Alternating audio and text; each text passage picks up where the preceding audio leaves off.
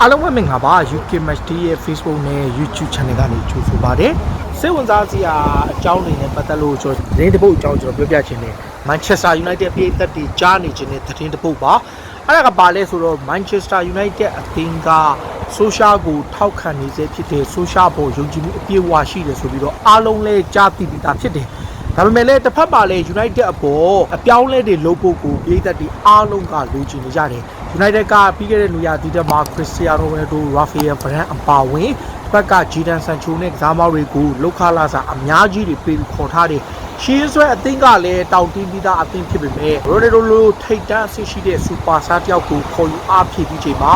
Champion Super ကိုစိန်ခေါ်နိုင်စွမ်းရှိတဲ့အသင်းဖြစ်ပါတတ်မှတ်ခံရတာပါ။တကယ်တော့ reality check ဖြစ်ကြည့်တဲ့အခါမှာ United ဟာကျွန်တော်တို့မျှော်လင့်ထားတဲ့လောက်ကိုမဖြစ်လာဘူး struggle ဖြစ်နေတယ်။ဒီချက်ကို United ပြည်သက်တွေကစိတ်ပြတ်နေလို့နီးပြ Olegana Social အပေါ်ဝေဖန်ပစ်တင်မှုတွေယုံကြည်မှုမရှိတဲ့အပေါ်ကိုတောက်လျှောက်ကို pressure ပေးနေတယ်။အခုကျွန်တော်တို့တချို့ report တွေမှာဆိုရင် social နေရာမှာဒါ Zidane တို့ Antonio Conte တို့အပါအဝင်အပြောင်းလဲတွေလုံးတင်တယ်လို့တောင်းဆိုမှုတွေရှိလာတယ်။ဟိုတနေ့က Leicester City ကိုရှုံးခဲ့ပြီးတဲ့ပွဲအပြီးမှာ Manchester United အသင်းဘက်ကတောင်းရှိသူတွေကဘာပြောလဲဆိုတော့ဘလို့အခြေအနေပဲဖြစ်ဖြစ် Olegana Social ကိုသူတို့ဘက်ကထုတ်ပယ်ဖို့အစီအစဉ်မရှိဘူး Social အနေနဲ့လက်ရှိယာဒူးကနေ pressure မရှိဘူးဆိုပြီးတော့ဖော်ပြထားတယ်တွေ့ရတယ်ဒါပေမဲ့လည်းတစ်ဖက်မှာလည်းစပိန်မီဒီယာတွေရဲ့ဖော်ပြချက်စပိန်ရုပ်သံတစ်ခုရဲ့ဖော်ပြချက်အရ Olegana Social နေရာမှာ United အစားထိုးဖို့အတွက်ဆက်သွယ်ထားတဲ့ဒီပြတယောက်ရှိတယ်အဲ့ဒါကဘာလဲဆိုတော့ Manchester United အသင်းကZidane ကိုဆက်သွယ်ခဲ့တယ်ဆိုတဲ့သတင်းပါဆိုတော့ Zidane ကိုဆက်သွယ်ခဲ့တယ်ဆိုတဲ့သတင်းကတော့အတီးပြုတ်နိုင်တဲ့ reliable လို့ခေါ်တဲ့ယုံကြည်စိတ်ချရတဲ့ source တွေကနေဖော်ပြထားတာတော့မဟုတ်ဘူးစပိန်ရုပ်သံတစ်ခုမှာဖော်ပြချက်အရ United ဘက်ကဒါစိတ်ဝင်စားတယ်ဆိုတဲ့အကြောင်းကအဓိကက United ဆိုတာတဲ့ Manchester United ရဲ့ superstar Cristiano Ronaldo က recommend ပေးတယ်တောင်းဆိုခဲ့ပြီးတော့မှ Zidane ကိုခေါ်ယူပါဆိုပြီးတော့ပြောလာတဲ့အတွက်ကြောင့် United ကဆက်သွယ်တယ်ဆိုပြီးတော့အဲ့ဒီရုပ်သံမှာဖော်ပြထားတယ်ဖော်ပြချက်အရနံပါတ်1အနေနဲ့ United ကို social နေရာမှာအစားထိုးဖို့ Cristiano Ronaldo က Zidane ကိုခေါ်ပါဆိုပြီးတော့တောင်းဆိုလိုက်တဲ့သဘောပဲဆိုတော့ Zidane ကိုခေါ်ရင်ရော United အောင်မြင်မှုက guarantee ဖြစ်နိုင်လားUnited အတွက်ရောအောင်မြင်မှုတွေကိုရရှိဖို့လမ်းကြောင်းပေးနိုင်မလားဆိုတဲ့အချက်တွေကျွန်တော်ပြန်ကြည့်တယ်။ဆိုတော့ကျွန်တော်ပြန်စဉ်းစားကြည့်တဲ့အချက်ကဘာစဉ်းစားကြည့်လဲဆိုတော့အခုလက်ရှိ United ပြဿနာကကစားမကောက်တွေအများကြီးရှိတယ်။ကစားမကောက်တွေအများကြီးကိုကောင်းကောင်းမွန်မွန်စနစ်တကျထိမ့်သိမ့်နိုင်စွမ်း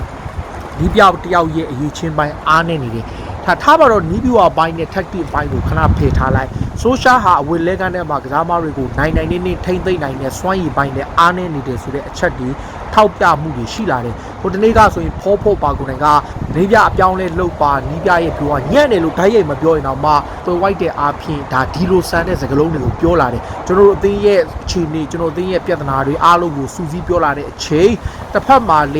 ေဒါပြဿနာတွေအားလုံးကိုထောက်ပြပြီးတော့ပြင်ဆင်နိုင်ခြင်းမရှိတဲ့အပေါ်အသင်းရဲ့နီးပြပုံကိုမေးခွန်းထုတ်တဲ့ပုံစံမျိုးသူဖြေသွားတယ်ဆိုတော့အဲ့ဒီချက်ကိုကြည့်ပြီးတော့ဒါ United ကရော Olegana Social ဟာ D1 ဟာသူ့အတွက်အရေးပါတယ်အနာဂတ်ကိုရှောက်မဲ့ခီးစဉ်ပွဲချက်ကာလလားစာချုပ်တက်တန်းကုန်တဲ့ဒီဆက်လျှောက်ခွင့်ရမယ်ပွဲချက်ကာလပဲလားဒါမှမဟုတ်ရှင်ဒီပွဲချက်ကာလကသူ့ရဲ့စာချုပ်တက်တန်းကိုပါအဆုံးသတ်စေပြီးတော့လမ်းခွဲသွားမလားဆိုတဲ့မေးခွန်းပေါ့ဒါနံပါတ်1အနေနဲ့အခု Champion League ပွဲအဖြစ် Atlanta နဲ့ကန်ရမယ်ပြီးတာနဲ့မဟာပြိုင်ဘက် Liverpool ကိုOld Trafford မှာကန်မယ်ဇက်တိုက်အနေနဲ့ကန်မယ်ပွဲတွေတောက်လျှောက်ရှိရှိမှာ Manchester City နဲ့သူတို့ပွဲချက်ကန်ရအောင်မယ် Champion League လည်းရှိတယ် Tottenham Hotspur ရှိတယ် Chelsea ရှိတယ်တောက်လျှောက်ကန်ရပြီးဂျားထဲမှာ Watford တသိန်းလောက်ချားပြီးတော့မှ Arsenal လည်းထပ်ကန်ရမယ်ဂျားထဲမှာ Champion League ဆိုရင်လည်း Atlanta နဲ့2ကြော Villarreal နဲ့2ကြော3ပွဲတောင်ကန်ရမယ်အချိန်မှာအခု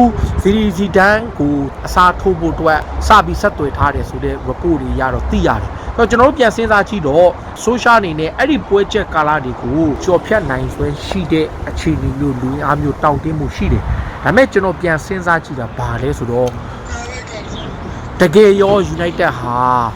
ဒီအသင်းတွေကိုအနိုင်ယူနိုင်စွမ်းရှိတဲ့ခြေစွမ်းမျိုးရှိပြီလားဆိုတဲ့မိကုံးပါခြေစွမ်းကတော့ United ရဲ့ individual ကစားသမားတွေရဲ့ performance နဲ့ဖြစ်နိုင်ချေရှိတယ်ဒါပေမဲ့အသင်းလိုက်စူးစီးမှုအားနဲ့အနိုင်ရဖို့ဆိုတာတော့ခက်တယ်ဒါဥပမာပြောတာပေါ့ Manchester City တို့ပွဲမျိုးမှာတံပြန်တိုက်စစ်တွေကောင်တာတွေကနေကောင်းကောင်းကစားနိုင်ခဲ့ရင်သူတို့ဂိုးရသွားနိုင်တယ်ကျွန်တော်ပြောလို့ပေါ့စိတ်သက်ပိုင်းဆိုင်ရာနဲ့မဖြစ်မနေကန်ရမယ့် Liverpool မျိုးလိုပွဲမျိုးလို Man City လိုပွဲမျိုးမှာ Manchester United တို့ maybe အမှတ်ရနိုင်မဲ့အခွင့်အရေးပြောချင်တာကခြေစွမ်းနဲ့ပြောတာမဟုတ်ဘူးเนาะ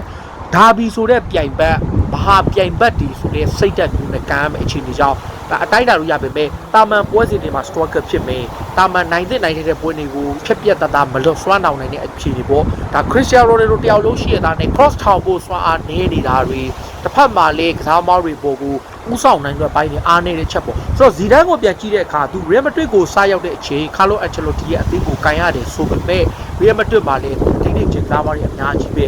သူဟာကစားမပွားမှာလည်းအောင်မြင်ကြော်ကြားခဲ့သလိုကမ္ဘာအကောင်းဆုံးဘောလုံးမဆုကို3ချိန်ရဘူးတယ်။ဘာလွန်တော်ဆိုတဲ့ရွှေဘောလုံးဆုကိုလည်းတစ်ချိန်ရဘူးလို့ကမ္ဘာဖလားလည်းရဘူးတယ်။ချန်ပီယံလိဖလားလည်းရဘူးတယ်။အောင်မြင်နေတဲ့ကြော်ကြားနေတဲ့ကစားမတစ်ယောက်ကနေအမှတ်ရရ UEFA ကအနှစ်50အတွက်အကောင်းဆုံးဘောလုံးမဆုရွေးတဲ့ခါမှာဇီဒန်ကထိတ်ဆုံးကရွေးချယ်ခံရတယ်။အဲ့လောက်ထိကိုအောင်မြင်ကြော်ကြားခဲ့သလိုရာစုနှစ်ရဲ့အကောင်းဆုံးဘောလုံးမတွေထဲမှာတစ်ယောက်ပါလို့နီးပြဘွားမှာလည်း Real Madrid နဲ့ချန်ပီယံလိဖလား3လုံးချန်ပီယံလိတစ်လုံးတော့မရနိုင်တဲ့အခြေအနေမျိုးမှာဖလား3လုံးရယူပေးတဲ့ဒီပြ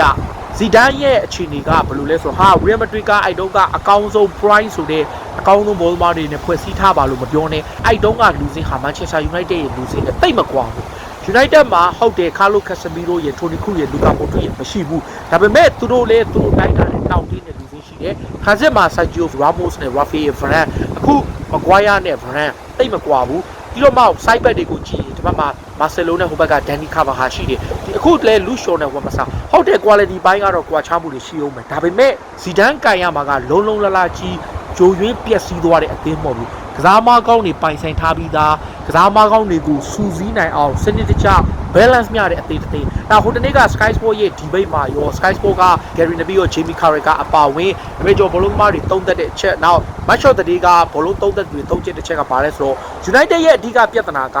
ခံစစ်ပြန်လိုက်ဖို့ track back လုပ်တဲ့အပိုင်းမှာအရန်အားနေတဲ့သဘောပြောချင်တာက on the ball မှာသူတို့ကောင်းမယ် off the ball မှာသူတို့အားနေတယ် off the ball ဆိုတာရှင်းမှာလေကိုဖိခံရတဲ့အချိန်ကိုဘောလုံးမရတဲ့အချိန်မှာကိုအသင်းကို track back လုပ်ပြီးတော့ခံစစ်ကို cover လုပ်ပြီးတာခံစစ်ကိုကူညီပိုင်းနဲ့အပိုင်းဒီပိုင်းတွေမှာကြည့်လိုက်အခုတိုက်စစ်မို့ကြည့်ဗျာ Cristiano Ronaldo ရှိမယ်ပြီးတော့မှ Mason Greenwood ရှိမယ် Marcus Rashford ရှိမယ် Rashford အခုမှပြန်ပါတာဒီကြားထဲမှာ Jadon Sancho ရှိမယ် Bruno Fernandes ရှိမယ်ဒီ9ယောက်တီတိုက်စစ်ပိုင်းမှာနေ9ယောက်တီ track back ပြန်လုပ်ဖို့ရှိတိုက်စစ်အားသန်တွေကစားမတွေဖြစ်တော့ဒီစားမတွေရှန်နေ track back ပြန်ပြီးတော့ defense ကိုပြန်လိုက် cover လုပ်ပေးပြီးကိုနောက်တန်းကို cover လုပ်ပေးဖို့ခက်တယ်လို့ကိုယ်လည်းမှာထားကစားတဲ့ Pop ပါကိုယ်တိုင်ကပြန်ပြီးတော့ဆင်းပြီးတော့ကူညီတဲ့အပိုင်းအရန်အားနေတယ်အဲ့ချက်က Manchester United ရဲ့အဓိက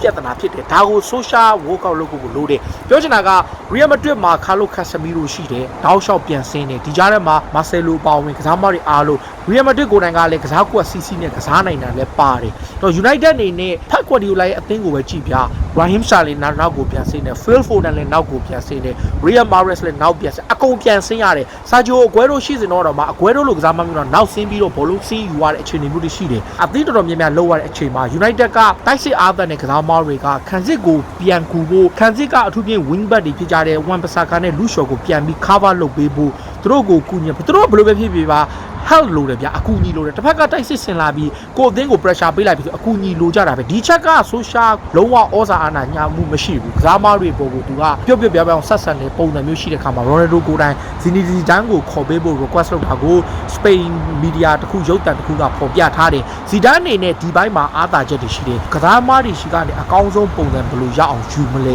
ကစားမတွေရှိကအကောင်းဆုံးပုံစံဘယ်လိုပြန်ထွက်အောင်ရအောင်စွမ်းဆောင်မလဲဆိုတဲ့အချက်ပေါ့အဲ့ချက်က Manchester United ကို Zidane ပြောင်းလဲပေးနိုင်တဲ့အချက်ဖြစ်သလို Zidane အနေနဲ့ Real Madrid လိုအသင်းမျိုးတော့မဟုတ်ဘူးဒါပေမဲ့ quality player အများကြီးရှိတဲ့အသင်းကိုသူကောင်းထမ်းတဲ့ around လုံနိုင်တယ် social အတွက်စောင့်ရတဲ့ကာလမှာပေါင်တန်း80 3ခွင့်ပေးမယ်လို့ပြောထားလို့တကယ်လို့များ Zidane ကိုသာထိတ်ခဲ့မယ်ဆိုအဲ့တန်း80နဲ့ Zidane လိုချင်တဲ့ကစားမတစ်ယောက်နှစ်ယောက်လောက်ရနိုင်မယ်ဆိုရင်အပြောင်းလဲဖြစ်သွားနိုင်တယ်တော့ဒါ Manchester United အတွက် good news ဖြစ်နိုင်လားဒါမှမဟုတ်ရှင်ပေးသက်ကရောဘလူးမြင်လဲ Zidane ကရော Ronaldo ကို recommend ပေးခဲ့တယ်လို့ Real Madrid မှာကောင်းခဲ့တယ်လို့မျိုး United မှာပြန်ကောင်းတယ်ကပေးသက်တွေဘယ်လိုကြားလဲကိုယ့်ရဲ့ညီလေးတွေကိုကိုယ့်ဘက်မှာဝင်ရောက်ဖွင့်ချက်ပြရပါလို့